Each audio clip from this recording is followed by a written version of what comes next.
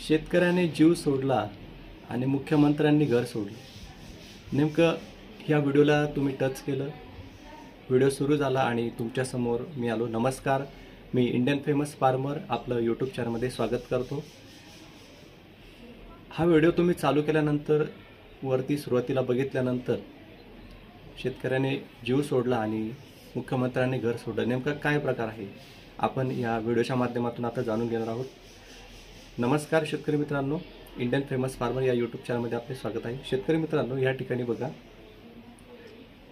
शेतकऱ्याची आत्महत्या, जिल्हा परभणी जिंतूर या ठिकाणी शेतीची नापिकी आणि इतर कारणांमुळे बैलखेडा शिवारात राजेभाऊ लिंबाजी आव्हाड शेतकरी बांधव आहेत आपले, वय त्यांचं आहे 43, राहणार पाचलेगाव या शेतकऱ्याने 27 एप्रिल सायंकाळी 7 ते 29 एप्रिल सायंकाळच्या दरम्यान, म्हणजे सायंकाळी 7 वाजता 29 एप्रिलला आत्महत्या केल्याची बाब समोर आली आहे। या संदर्भात मयताचे भाऊ संजय आव्हाड यांनी जिंतूर पोलिसात ही खबर दिली। नेमकं काय घडलं होतं त्या प्रकारात, म्हणजे आत्महत्या करण्याचं कारण काय आहे?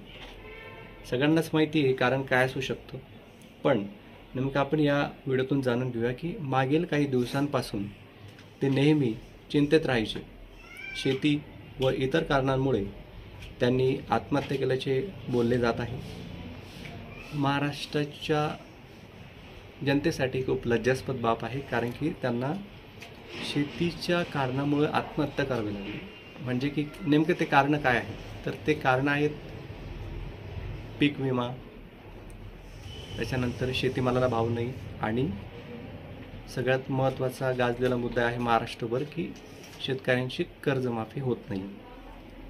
महाराष्ट्राचे मुख्यमंत्री देवेंद्रजी फडणवीस यांनी सांगितलं होतं की 7/12 कोरा कोरा कोरा आणि 7/12 कोरा करून शेतकऱ्यांची कर्जमाफी आम्ही करू, पण अद्याप ती झालेली नाही आहे आणि त्या कारणामुळे ही आत्महत्या झालेली आहे।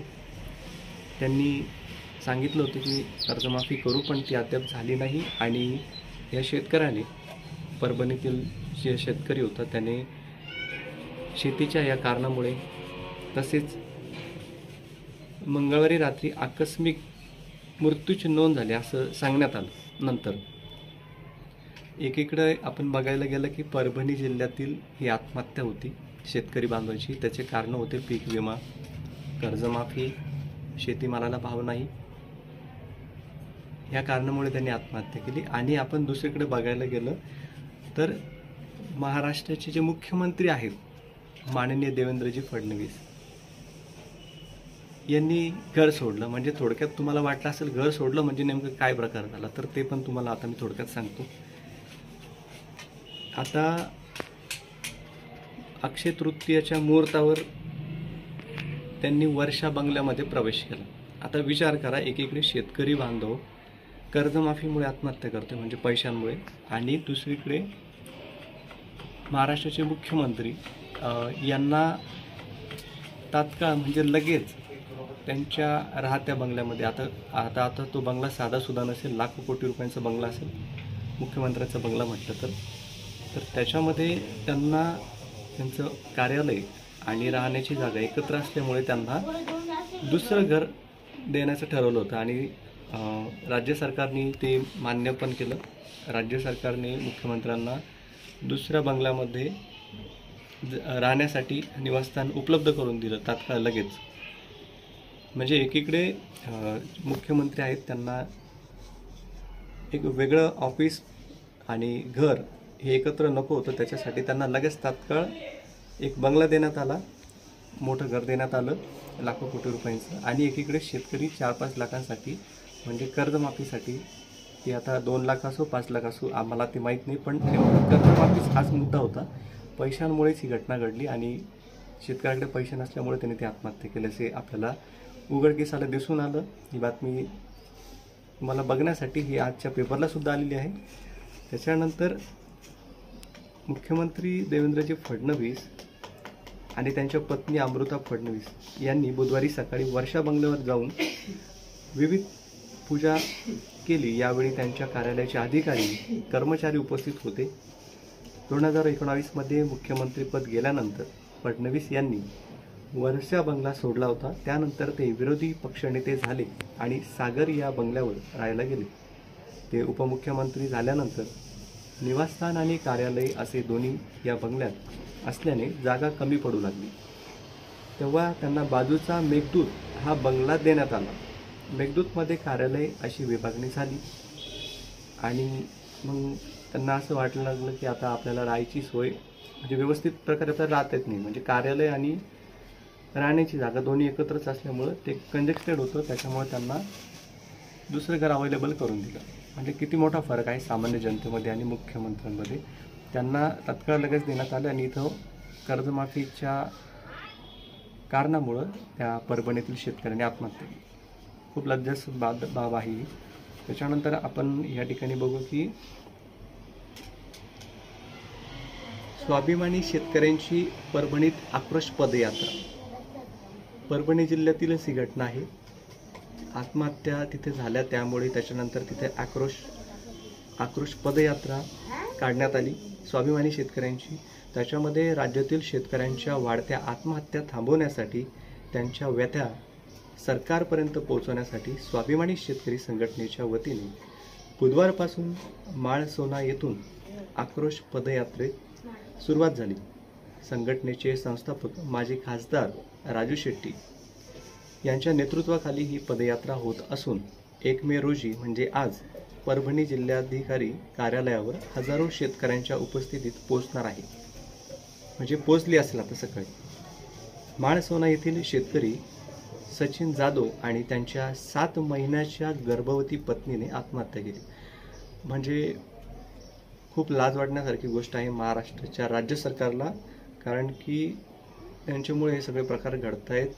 कर्जमाफी न केल्यामुळे माळसोना येथील शेतकरी सचिन जाधव यांनी विषप्राशन केलं। त्याच्यानंतर त्यांच्या ज्या गरोदर गर्भवती ज्या पत्नी होती त्या पत्नीला ते बघवलं नाही गेलं आणि त्यांनी 7 महिन्याच्या गर्भवती असताना पत्नीने आत्महत्या केली, म्हणजे पोटामध्ये बाळ असताना आत्महत्या केली।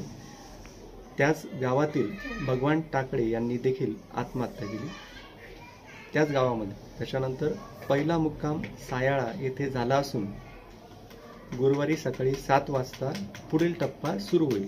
कोणाचा? राजू शेट्टी। या पदयात्रेत स्वाभिमानी शेतकरी संघटनेचे युवा आघाडी प्रदेशाध्यक्ष दामू इंगोले, परभणी जिल्हाध्यक्ष किशोर ढगे आणि कोल्हापूर जिल्हाध्यक्ष अजित पवार, सचिन शिंदे, कृष्णा साबळे, माऊली मुळे, डॉक्टर बाळासाहेब पाटील आणि विक्रम पाटील यांच्यासह पदाधिकारी व शेतकरी सहभागी झाले आहेत। म्हणजे बघा, एका ठिकाणी त्यांच्या मागण्या लगेच पूर्ण होत आहेत। त्यांना राहण्याची खूप अडचण होती बंगल्यामध्ये, त्यांना लगेच दुसरा बंगला देण्यात आला महाराष्ट्र सरकार। एकीकडे आपण म्हणतो की लाडकी बहीण योजना याची गरज नसताना 45,000 कोटी रुपये त्या ठिकाणी मान्यता केली आणि लाडकी बहीण योजना ही त्यांनी राबवली। त्याच्यामधून शेतकऱ्यांच्या शेतीमालाला भाव नाही आणि इकडं ही योजना सुरू केली। ही योजना सुरू करण्याचं मुख्य कारण होतं की आपल्याला प्रत्येक शेतकरी बांधव सांगतात, त्यांच्या तोंडून शेतकरी महिलासुद्धा सांगतात की याचं कारण फक्त आमच्याकडून मतं घेणं हा होता, कुठलाही आम्हाला याच्यातून फायदा झाला नाही। 1500 रुपये घेऊन काय करता, आमच्या शेतीमालाला भाव पाहिजे। या सगळ्या मागण्या शेतकरी महिलांच्या होत्या। त्याच्यानंतर वेगवेगळ्या ज्या योजना होत्या त्या फक्त निवडणुकीसाठी होत्या, असे थेट सरकारला शेतकरी बांधव उद्देशून म्हणत आहेत। बघायला गेलं तर कर्जमाफी हा मुद्दा आपला आहे आणि ती झालीच पाहिजे कर्जमाफी, कारण की जर का कर्जमाफी झाली नाही तर आपण बघतोय की दिवसेंदिवस शेतकऱ्यांची आत्महत्या वाढत चाललेल्या आहे आणि त्या थांबल्या पाहिजे, याच्यासाठी आपला प्रयत्न आहे। त्याच्यानंतर आपण सुरुवातीलाच पाहिलं की शेतकऱ्यांनी जीव सोडला आणि मुख्यमंत्र्यांनी घर सोडलं। तर या व्हिडिओच्या माध्यमातून मी तुम्हाला ही संपूर्ण माहिती देण्याचं काम केलं आणि आपण लवकरच अशा नवीन अपडेट्स, लेटेस्ट अपडेट्स, नवीन माहिती घेऊन येणार आहोत। पण तोपर्यंत तुम्ही कुठे जायचं नाही, तोपर्यंत तुम्ही जे आंदोलक आहे, जे आंदोलन करत आहेत, राजू शेट्टी असो बच्चूकडू साहेब असो, त्याच्यानंतर जेवढे पण कार्यकर्ते असो, त्यांना तुम्हाला तुमचा पाठिंबा असल्याशिवाय ते पुढे काही करू शकणार नाहीत. त्याच्यामुळे तुम्हाला जास्त संख्येने त्यांच्यासोबत राहायचं आहे, जेणेकरून त्यांना एक प्रोत्साहन मिळेल आणि ते पुढे लढू शकतील. आपल्या चालू व्हिडिओच्या खाली तुम्हाला तिरंगी झेंडा दिसत असेल एका गोल आकारामध्ये वर्तुळामध्ये. त्याच्या समोर इंडियन फेमस फार्मर या नावासमोर लाल कलरचं सबस्क्राईब बटन दाबून बाजूला असलेली नोटिफिकेशनची घंटी तुम्हाला दाबायची आहे, जेणेकरून त्याच्यामध्ये तुम्हाला 3 ऑप्शन मिळतील. त्यातले पहिलं ऑप्शन तुम्हाला दाबायचं आहे. असं केल्यानंतर तुम्हाला माझे रोजचे नवीन व्हिडिओ अगदी मोफत आणि फ्रीमध्ये बघायला मिळतील. भेटूया लवकरच पुढच्या व्हिडिओमध्ये. तोपर्यंत धन्यवाद.